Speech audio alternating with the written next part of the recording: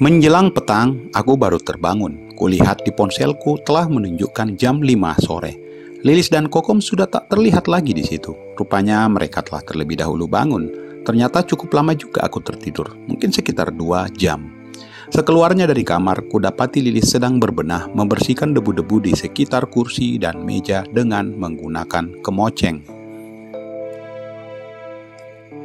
Tampaknya Lilis sudah selesai mandi, terlihat dari penampilannya yang segar. Sepertinya dia juga habis keramas.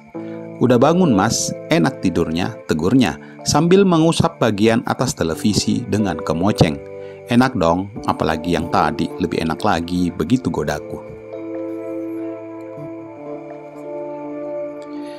"Ih, bisa aja Mas Hendy," ujarnya. "Mami di mana, Lis?" begitu tanyaku menanyakan keberadaan Mami. "Wah, yang ditanyain kok Mami? Kangen nih, tuh ada di luar," ujarnya sambil terus sibuk dengan kemocengnya.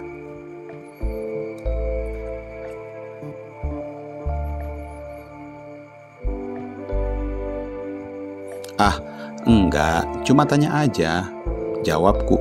Aku agak malu sih. "Tuh kopinya aja di meja depan mas.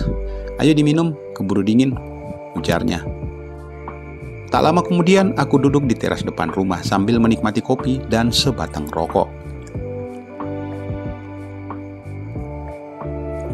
Kulihat Kokom sibuk memindahkan tumpukan batu-batu yang telah selesai dipecahkan dengan menggunakan pengki anyaman bambu. Kuhampiri Kokom yang sibuk dengan pekerjaan rutinnya. "Nggak capek, Mi? Kok sudah kerja lagi?" tanyaku.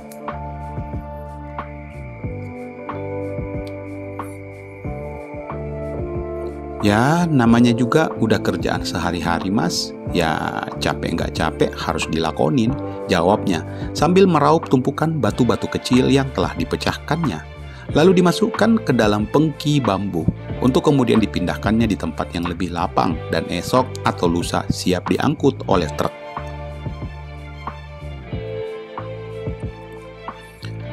"Maaf Mi, bukannya saya ikut campur. Apa nggak sebaiknya Mami berhenti dulu kerja seperti ini?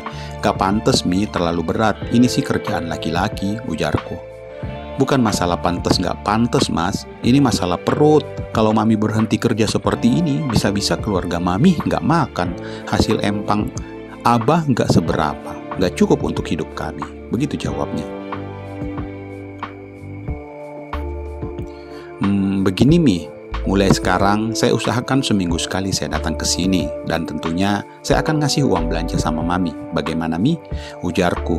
Entah mengapa aku berani berjanji seperti itu. Sepertinya aku sudah begitu yakin dengan ucapanku itu.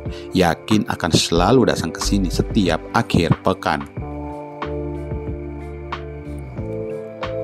Kokom berhenti sejenak mendengar ucapanku itu. Entah apa yang dipikirkannya. Namun kemudian dilanjutin lagi ke pekerjaannya. Tak ada komentar sepatah pun darinya. Apakah dia meragukan ucapanku? Pikirku.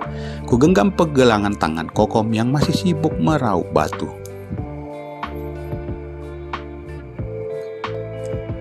Kali ini dia berhenti dengan pekerjaannya itu. Ditatapnya mataku, aku tatap kembali mata itu. Ku tatap dengan penuh keyakinan dan kesungguhan. "Aku janji Mi." Hanya itu yang aku ucapkan, seraya aku ngeloyor pergi, meninggalkan Kokom yang masih diam membisu. Kini aku kembali duduk di teras dan menenggak kopi yang tersisa. Tak lama kemudian Kokom datang dan duduk di sampingku. Kami berdua duduk di kursi bambu yang panjang. Kokom hanya diam sesaat, wajahnya hanya menatap ke depan, hingga beberapa saat kemudian mulailah keluar kata dari mulutnya. "Mas Hendy sungguh mau datang ke sini seminggu sekali?" tanyanya. Dengan tatapannya masih ke depan, tidak menatapku. Sebuah pertanyaan namun nadanya mengandung harapan. Ya, yang aku jawab hanya dengan anggukan pelan. "Kalau memang begitu, nanti Mami akan berhenti memecah batu."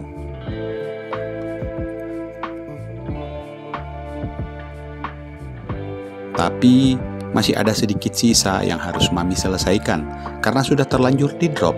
Paling-paling 2 atau 3 hari rampung. Setelah itu, Mami tidak lagi minta untuk di drop batu lagi, ujar Kokom. Lega aku mendengarnya, seraya aku memeluknya, merangkul tubuhnya dengan tangan kananku. Ia merebahkan kepalanya di bahuku. Aku menyentuh keningnya dengan lembut. Kokom hanya tersenyum.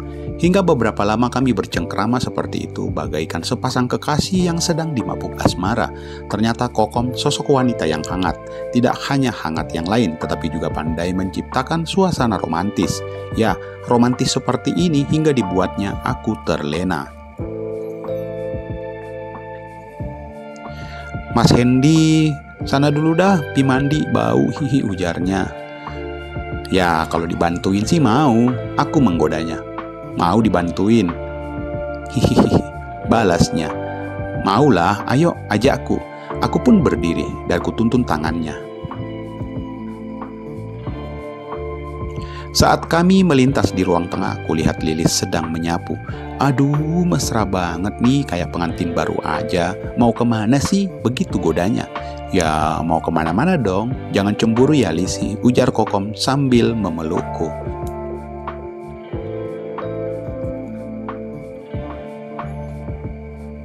Lilis hanya tersenyum seraya menggeleng-gelengkan kepalanya untuk kemudian kembali melanjutkan pekerjaannya.